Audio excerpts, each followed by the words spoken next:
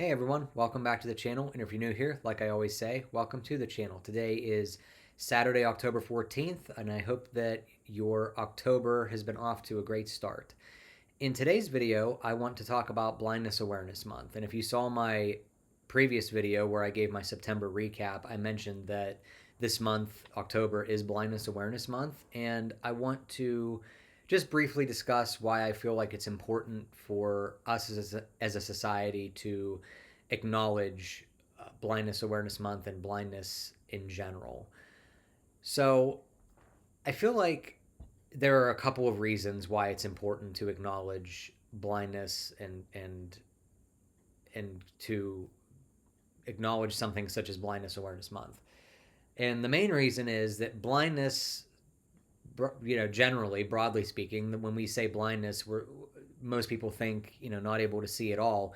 The idea that there are people on this in this world who are blind and see nothing and have no usable vision is a really, really unfortunate circumstance that impacts every area of that person's life. And that's something that should be acknowledged for the human aspect of it, for the medical aspect of it, scientific, and the societal and economic aspects of it. It literally affects every single aspect of that person's life, and by extension affects society more broadly. So um, that's the first reason why something such as Blindness Awareness Month should exist. And the second reason why, which is way more pertinent to me in my own life and my own personal circumstances, is the fact that blindness is a spectrum. And I've touched upon this very briefly on this channel before, and it's all over social media from different creators in the blind and low vision community who have a variety of conditions, such as retinitis pigmentosa, which is what I have.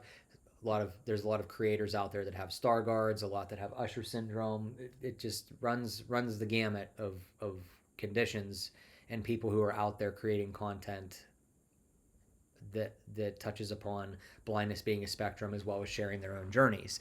And while I've touched upon it briefly on my own in previous videos, I do want to dive a little bit deeper into it because it is extremely important to me to get the message out there to as many people as I can that blindness is a spectrum. And what I mean by that is that there are people who are completely blind, meaning they have no usable vision, they can't see anything at all. And then there are people who are almost fully sighted but still have some form of visual impairment. And then there's a whole cluster of people in between that. For example, I know people with retinitis pigmentosa, which is a condition that I have, who still drive. And I know people because they have enough vision, they have enough visual field and enough acuity to still be able to drive legally and safely. And then I know people with retinitis pigmentosa who have no more usable vision. They're completely blind or down to just light perception. And then there's people like me who are legally blind who have some usable vision, but where most of my usable vision is gone. It's non-existent.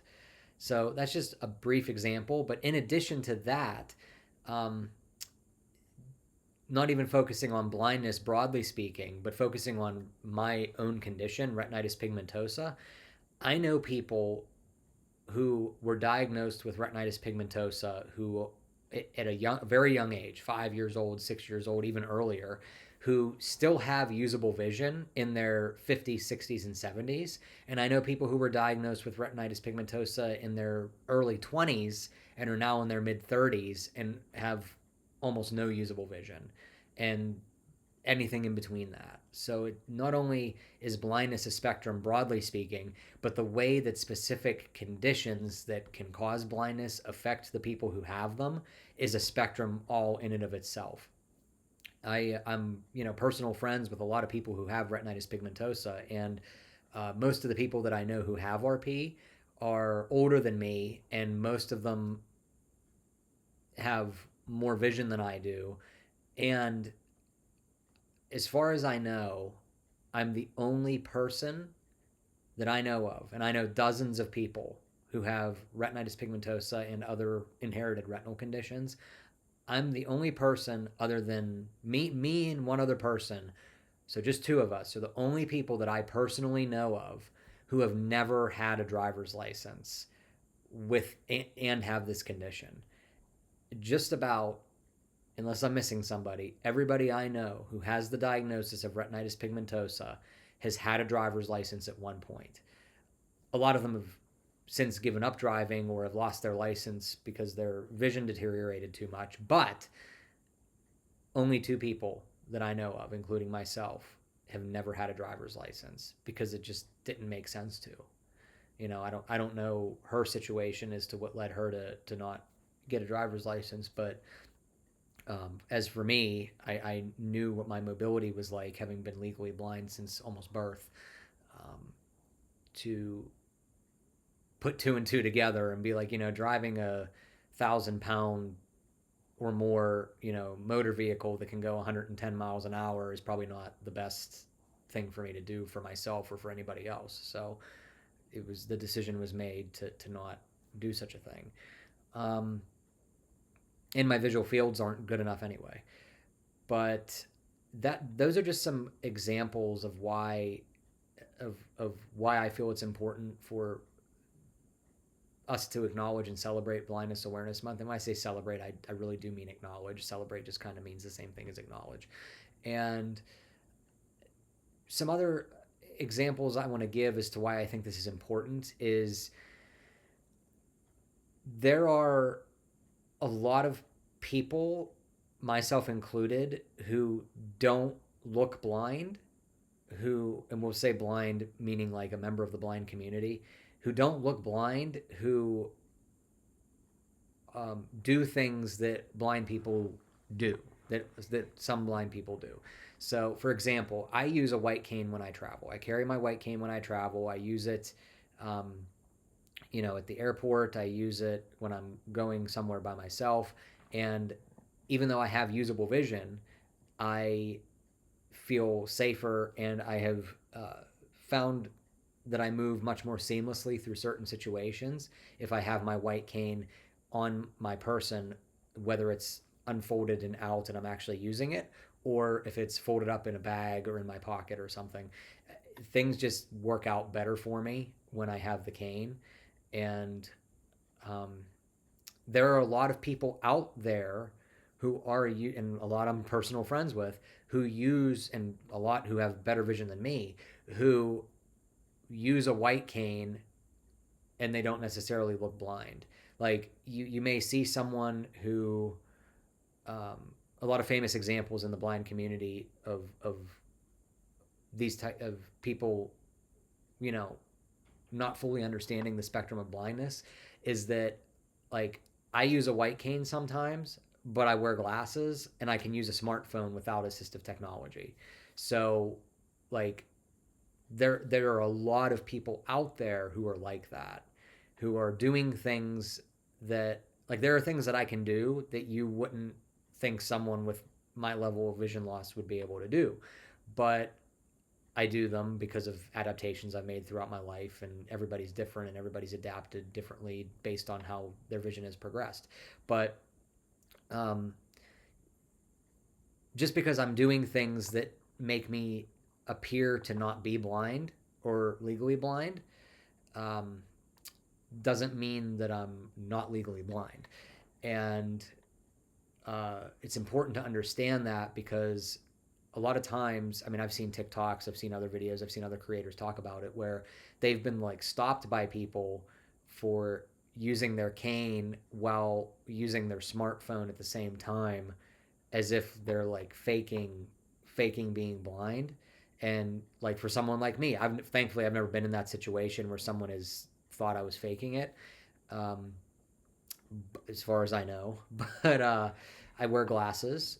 And like I said, I wear glasses, prescription glasses, and I use a cane sometimes, and I can use a smartphone. So I would understand why someone who's not familiar with this community would feel that I was faking it or was making it seem like I had less vision than I actually did. And part of the reason why I have this channel and part of the reason why I advocate for the community and talk about the things I talk about both here and in other places is to dispel those misconceptions and to help educate the general population about this spectrum of blindness and the fact that just because someone is carrying a white cane and happens to be doing something else either in that moment or in their life in another situation that makes them look like they shouldn't be using the white cane, it doesn't mean that they shouldn't be using the white cane. And I hope that that was helpful to help explain to, again, the general population. I don't know how many people watch my videos that aren't familiar with the blind community. I imagine it's not very many people, but for those who are watching this video who are familiar with the concepts that I'm talking about in this video, please consider sharing this video on your social media and sending it to as many people as you can and getting as many eyes and ears on this video so that we can get that message out and spread the word, because it is very difficult to navigate through life with a condition like this, both for the physical reasons that I'm currently experiencing, as well as some of the emotional and psychological challenges that come with it. And sometimes it adds to that unnecessarily when people think that we're faking it or that we're exaggerating or that we're not really as visually impaired as we say that we are or appear to be sometimes.